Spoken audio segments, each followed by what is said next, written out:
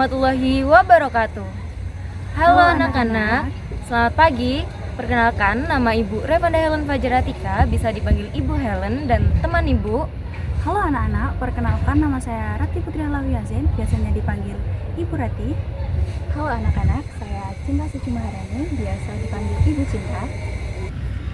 Nah, pada hari ini kita akan mempelajari tentang keterampilan menyimak berita. Tapi dari anak-anak sendiri sudah mengetahui belum apa itu keterampilan menyimak?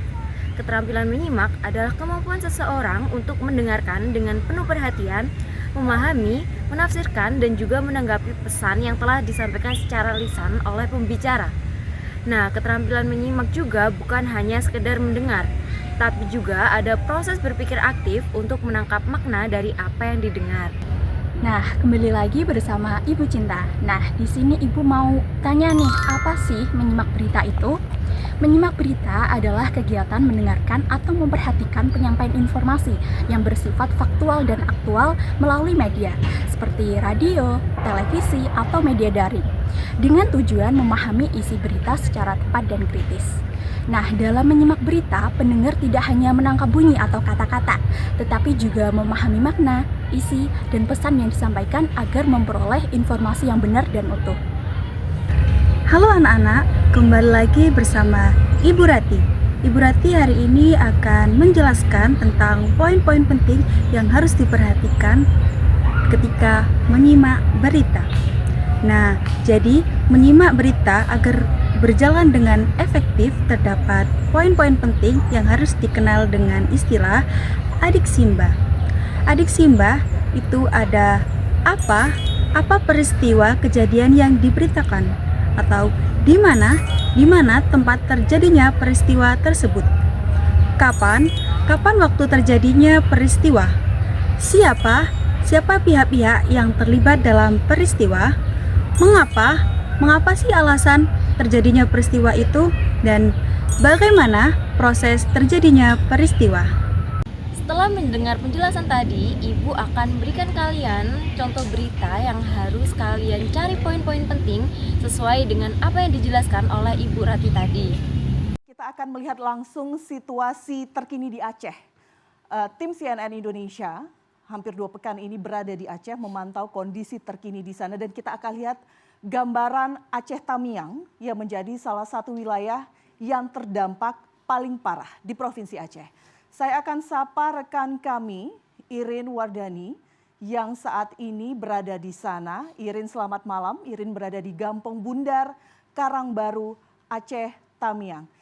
Irin, bagaimana perkembangan untuk malam hari ini? Apakah akses listrik sudah merata atau seperti apa di sana, distribusi bantuan, dan bagaimana kondisi pengungsi di sana malam ini?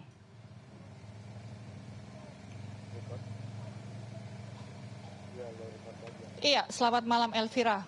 Kalau berbicara mengenai akses listrik atau jaringan listrik seperti yang diucapkan beberapa waktu lalu oleh Menteri SDM Bahlil Lahadalia yang mengatakan, bahkan di depan Presiden menyatakan bahwa dengan cukup yakin listrik di Aceh, terutama di Tamiang, ini akan menyala. Pada kenyataannya kalau Elvira bisa lihat, satu-satunya sinar yang menyinari saya ini adalah lampu dari sorot kamera. Saya sekarang berada di Kabupaten Aceh Tamiang, tepatnya di Kampung Bundar.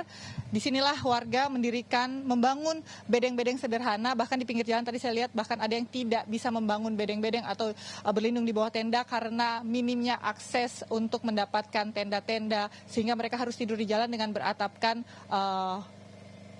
atap-atap toko yang masih utuh. Nah, di sini ini suasananya, tadi saya diinformasikan ada 5 kakak. Saya akan mengajak Anda untuk masuk di dalam tenda ini. Semoga belum beristirahat ya, karena ada anak kecil Elvira yang juga tinggal berlindung di tenda ini dengan kondisi yang kalau bisa saya bilang tidak cukup layak untuk seorang anak, untuk anak-anak kecil, karena udara dingin sekali. Kalau siang hari panas sekali, sedangkan kalau malam ini dingin sekali dan juga banyak nyamuk. Selamat malam Bapak, maaf saya mengganggu Pak. Ibu maaf ya, aduh ada adik kecil lagi tidur. Sebentar, saya buka dulu ininya. Nah Elvira, ini kondisi tempat tinggal pasca bencana yang seperti ini. Lebarnya tidak lebih dari 3x3 ya Pak Ali? 2,5 nih Bu, 2,5. 2,5 kali 2,5. 2,5 kali 4 lah nih paling. 2,5 kali 4. Ini ada berapa orang Pak Alin yang tinggal di sini? Kalau orangnya ada 10 orang lebih Bu. Kalau kakaknya 4 kakak gitu kami sini. 4 kakak semua tinggal di sini. Bu. Nah ini lampu sudah menyala. Kapan menyala? Lampu menyala, kami tadi pagi, subuh pagi kami mati lampu jam 3 Bu. Jadi baru hidup jam 7 tadi. Jam 7 pagi dan dimanfaatkan untuk Jam 7 siang. jam 7 siang. 7 siang. Itu. Setelah berapa lama Pak menunggu lampu menyala? Wah berhari-hari lah Bu. Mati hidup sejam, mati 5 jam, hidup 2 jam, mati 3 jam. Belum stabil Bu. Belum stabil. Bapak membangun tempat pengungsian ini kenapa tidak gabung di tempat pengungsian yang sudah disediakan Pak? Mungkin ini tanah kami Bu, rumah kami. Mungkin kami lebih nyaman di sini Bu ya. Kami, kalau berkelompok gitu mungkin nanti banyak penyakit. Jadi lebih nyaman kami di tanah kami sendiri gitu. Dengan tetangga-tetangga kiri kanan kami lah nih semua nih. Ini semua tetangga-tetangga ya? Teman-teman baik Bu ya. Tapi bagaimana dengan logistik Bapak? Dapat logistiknya bagaimana Pak? Kalau logistik pasca banjir hari-hari kelima nih alhamdulillah lumayan lah Bu. Tertutupi ya. Cuman yang kami butuhkan sekarang bukan logistik lagi Bu. Kami butuh kelambu, butuh alas tidur, butuh sandang Bu ya. Ya itulah pakaian Bu, pakaian layak pakai. Ininya pakaian Bu, kami cuma baju di badan yang kami bisa selamatkan. Belum dapat pakaian? Belum dapat pakaian. Iya ada adik kecilnya, tapi jangan disorot seperti ya. Kalau saya sampaikan Elvira, adik kecilnya tidak memakai pakaian, itu kenapa tidak pakai pakaian Ibu? Tadi pakai, tapi dia udah diganti, buka dia. Dibuka, tapi ada pakaiannya cukup? Alhamdulillah. Alhamdulillah cukup pakaiannya ya. Tapi suasananya panas begini. Panas ya, maka dia buka baju. Nyamuk banyak Bu, kalau malam nyamuknya luar biasa lah Bu ya. Gimana kan kalau malam?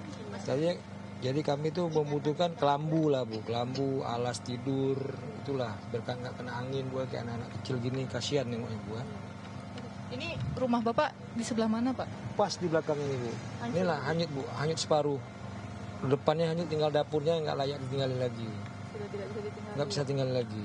Oke, dan ini semua tetangga kiri kanan ya? Kayak kiri kanan Bu.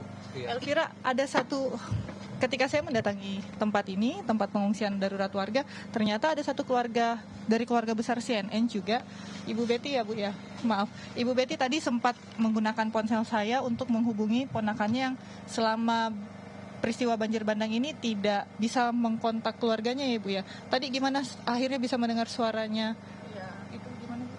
Ya saya sedih juga waktu kami pertama ngungsi malam naik air sempat kontak sama si Ara, chat gitu. Dia bilang, udah Bunda kalau memang parah kali naik ke tempat yang tinggi Bunda. Tadi tanyanya udah makan Bunda. Udah, saya bilang siang tadi dapat nasi kan 2 saya simpan untuk sore kayak gitu saya bilang.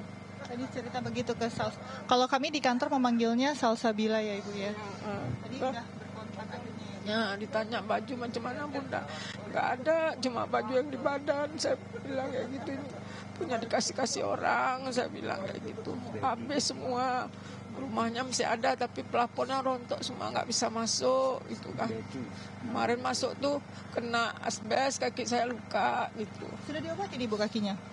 Tadi siang ada dikasih salep sama orang kesehatan gitu. Setelah sekian lama baru dapat pengobatan ya Bu? Iya, ada dibersihkan bukaan tadi kan, kasih masalah. Yang tinggal di sini Ibu barengan sama siapa Ibu? Bersama Ibu. Sama Ibu? Lagi jaga di luar ya? Iya di luar. Sehat-sehat ya Ibu ya? Ya setidaknya bisa berkomunikasi kembali dengan keluarga ya Bu ya? Iya amin. Setelah sekian lama akhirnya bisa ada. Makanya saya tanya dari mana tadi, teringat ada ponakan di sana gitu. Bapaknya kena juga tadi. Rumah di sini kan, habis semua tenggelam, seng-sengnya habis sampai ke atas.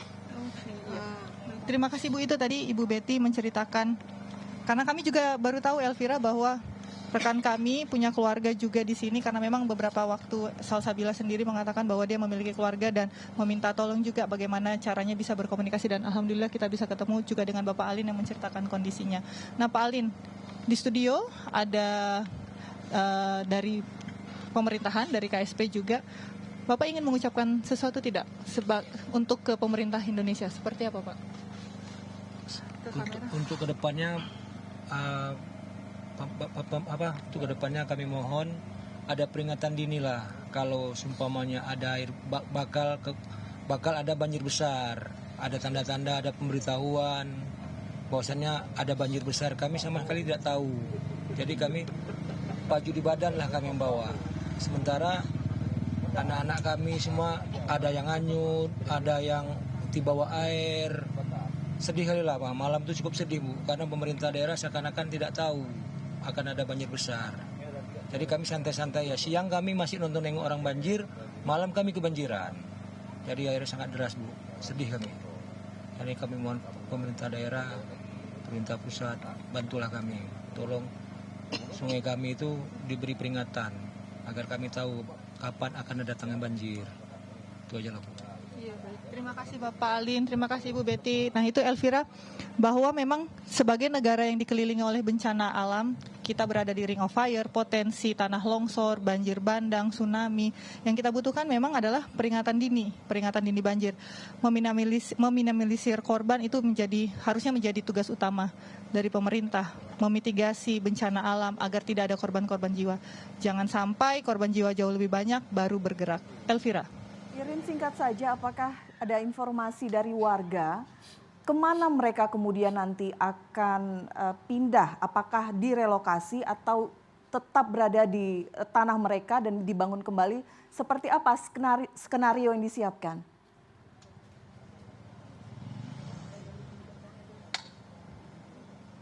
Oh ya, Elvira, untuk skenario memang beberapa waktu lalu BNPB, pemerintah Indonesia, Presiden melalui Kepala BNPB menyatakan bahwa akan menyediakan hunian sementara, dan juga Menteri Perumahan Rakyat juga menyatakan saat ini sedang menyiapkan dana untuk menyiapkan hunian sementara bagi warga, dan bahkan ada skema pembiayaan jika rumah itu rusak sedang, rusak ringan, dan juga rusak berat, itu ada skema pembiayaannya, dan bahkan bagi warga yang memilih untuk pindah itu juga akan difasilitasi. Tapi pertanyaan ini akan saya tanyakan, apakah berita itu sudah sampai? Pak Alin, apakah sudah mendengar bahwa pemerintah akan melakukan relokasi dan membiayai hunian sementara untuk warga? Kalau isunya memang belum Bu, belum tahu kami. Sebab kami kan komunikasi nggak ada nih Bu, sinyal pun nggak ada. Semalam tuh ada Starlink lah, kami bisa merajalela sedikit Bu, tahulah informasi. Setelah itu memang nggak tahu kami. Tapi jika itu kemudian ada relokasi, Bapak bersedia pindah atau mau tetap berada di tanah ini? Kami tetap berada di sini Bu, sebab inilah tanah kami Bu, tempat kelahiran kami. Jadi kami kepingin kalau pun renovasi, direnovasi rumah kami sendiri gitu. Jangan butuh dana renovasi Bu, yang layak lah Bu ya. Oke, baik. Terima kasih Pak Alin. Nah itu Elvira, jadi memang sosialisasinya belum. Kalau untuk Pak Alin belum mendapatkan informasi tersebut, tapi memang dalam beberapa kesempatan dari saat ratas pada beberapa waktu lalu, hari Minggu ketika Presiden melakukan rapat terbatas dengan para menteri di Lanut Iskandar Muda, mengatakan bahwa akan ada skema pembiayaan, dan dari Menteri Keuangan ketika kami bertanya kepada Menteri Perumahan Rakyat mengatakan bahwa dari Menteri Keuangan sendiri belum menentukan budgetnya, nominalnya berapa biaya untuk membangun hunian sementara, bahkan hunian untuk di saat relokasi itu juga belum ada. Tapi dari Menteri Perumahan Rakyat mengatakan Menteri Keuangan sudah siap dengan pembiayaannya, berapapun itu. Jadi itu yang harus kita nantikan. Tapi Elvira, sebagai catatan dari banyak warga yang mengetahui, bahkan termasuk Pak Alin yang baru mengetahui hari ini, di beberapa warga juga di beberapa lokasi yang saya wawancara ketika berada di Aceh, di Banda Aceh, itu mengatakan mereka tidak ingin pindah. Mereka akan tetap berada di tanahnya meskipun sudah dilanda bencana yang cukup hebat, dengan pengalaman traumatis yang juga cukup hebat seperti itu Elvira, tapi mereka ingin kembali pulang ke rumahnya karena di rumah itulah ada kenangan-kenangan yang ingin mereka kumpulkan kembali, membangun lagi dari nol bersama keluarga. Jadi tidak ingin pindah ke rumah. Relokasi mereka minta untuk diberikan kepada orang yang memang sangat-sangat membutuhkan. Elvira. Nah, selanjutnya ada sistem penilaian. Sistem penilaian analisis dalam menyimak berita ada dua aspek. Yang pertama yaitu penilaian melihat kelengkapan serta kejelasan informasi yang disampaikan, bukan berdasarkan pendapat pribadi. Yang kedua, ketepatan dan kejelasan bahasa yang digunakan. Nah, sebelum Ibu tutup pembelajaran hari ini, Ibu akan menyimpulkan bahwasannya menyimak berita adalah kegiatan mendengar informasi faktual secara saksama untuk memahami isi dan maknanya secara tepat.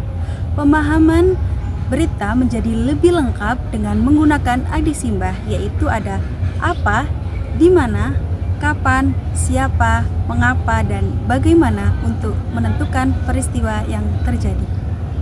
Sekian pembelajaran untuk menyimak berita pada hari ini.